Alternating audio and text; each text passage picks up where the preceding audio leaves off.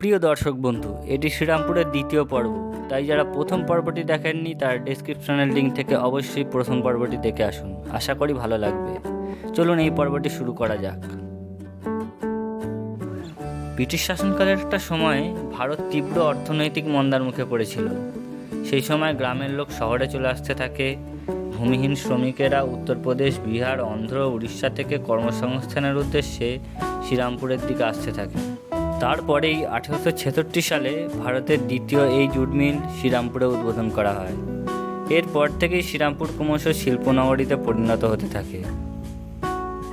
Danish এখানে school, college ও গির্জা তৈরির পাশাপাশি কিছু সমাধিক্ষেত্রও তৈরি করেছিল। এটি এমন সময় তৈরি হয়েছিল যখন ভারতে স্থায়ীভাবে বসবাসকারী ইউরোপীয়দের আয়ু খুবই অনিশ্চিত হয়ে পড়েছিল ম্যালেরিয়া, কলেরা ও অন্যান্য রোগের কারণে। শ্রীরামপুরে এর ব্যতিক্রম ছিল না। স্থানীয় ইউরোপীয় জনগণদের জন্য 3টি কবরস্থান তৈরি করা হয়েছিল। ডেনিশদের কবরস্থান 2টি ভাগে বিভক্ত ছিল, একটি রোমান ক্যাথলিকদের জন্য, অপরটি প্রতিবাদকারীদের জন্য।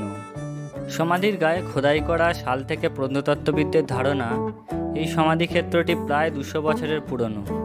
এখন এটি আর্কিওলজিক্যাল সার্ভে অফ ইন্ডিয়ার তত্ত্বাবধানে রয়েছে।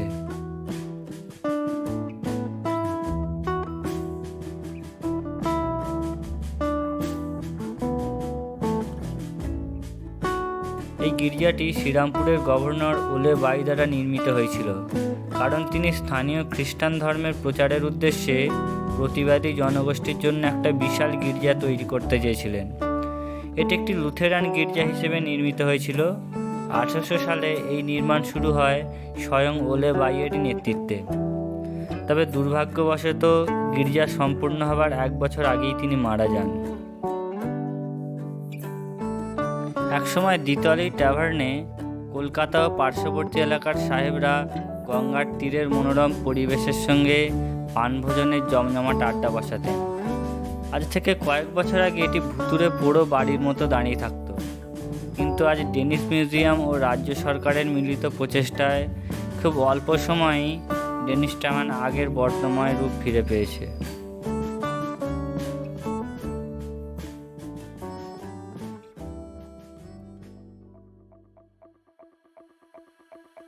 ডেনিশরা আসার আগে পর্তুগিজ, ফরাসি ও ব্রিটিশরা ইতিমধ্যে বাংলায় তাদের ঘাঁটি তৈরি করে ফেলেছে।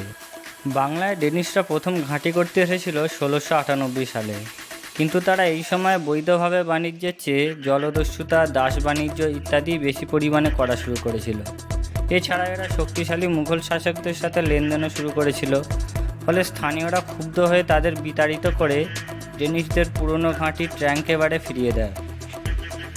1755 সালে দ্বিতীয়বারের জন্য ডেনিশ এশিয়াটিক কোম্পানি নামে একটি সংস্থা বাংলায় পা রাখলে তারা শ্রীরামপুরকে বেছে নেয়, আর এইবারে তারা সঠিকভাবে কাজ করার সিদ্ধান্ত নেয়।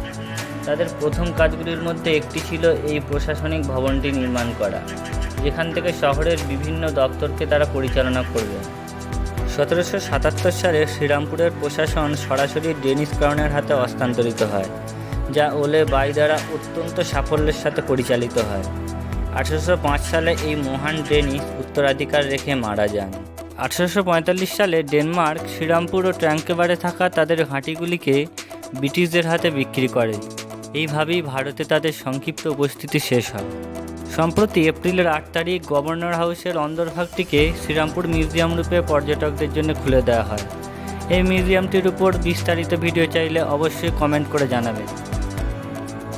শ্রীরামপুরের গোস্বামী পরিবার ধনী পরিবারগুলির একটি ছিল। এই গোস্বামী পরিবার সেই 5টি পরিবারের মধ্যে ছিল যাদের গৌড়ের রাজা আদিসুর জ্ঞানের প্রচারের জন্য জমি ও অর্থের বিনিময়ে বাংলার বসতি স্থাপনের আমন্ত্রণ জানিয়েছিলেন। তার বংশের একজন ছিলেন রামগোবিন্দ গোস্বামী। এই রামগোবিন্দ গোস্বামী তার পুত্র রাধাকান্ত গোস্বামীকে নিয়ে শ্রীরামপুরে বসতি স্থাপন করেন। তার নাতি রঘুরাম গোস্বামী পাড়ায় তাদের আসল সম্পত্তির বেশিরভাগ অংশ খুঁজে পেয়ে তিনিও তার সন্তানদের জন্য 1815 থেকে 1820 মধ্যে কোনো এক সময়ে এই বিশাল অট্টালিকা তৈরি করেছিলেন, যা স্থানীয়দের কাছে রাজবাড়ি নামে পরিচিত।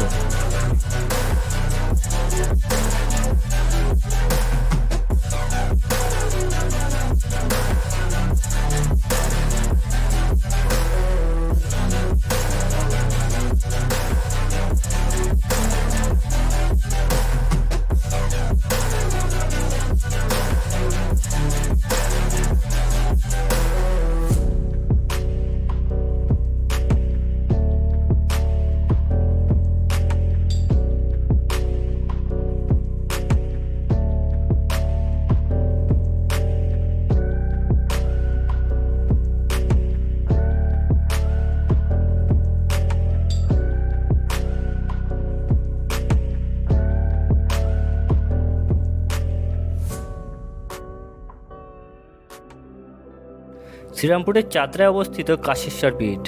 3টি চূড়া নিয়ে গড়ে ওঠা মন্দিরে শ্রীকৃষ্ণের মূর্তির সঙ্গে সঙ্গে চৈতন্য মহাপ্রভু ও বিষ্ণুপ্রিয়ার মূর্তি রয়েছে। তবে কৃষ্ণের আদলে চৈতন্যের মূর্তি মন্দিরের অন্যতম বৈশিষ্ট্য। দোল, রাস পূর্ণিমা, জন্মাষ্টমী সহ নানা পূজা অনুষ্ঠিত হয় এই মন্দিরে।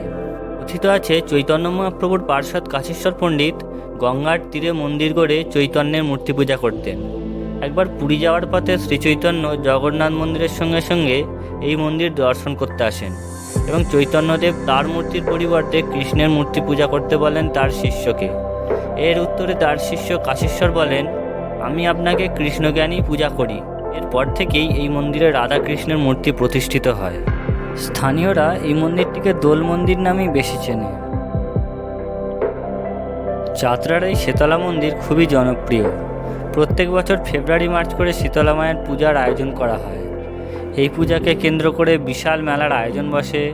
শ্রীরামপুরবাসীদের মতে শীতলা মা খুবই জাগ্রত, তাই মায়ের পূজার সময় দূর দূরান্ত থেকে প্রচুর ভক্তের সমাগম হয়।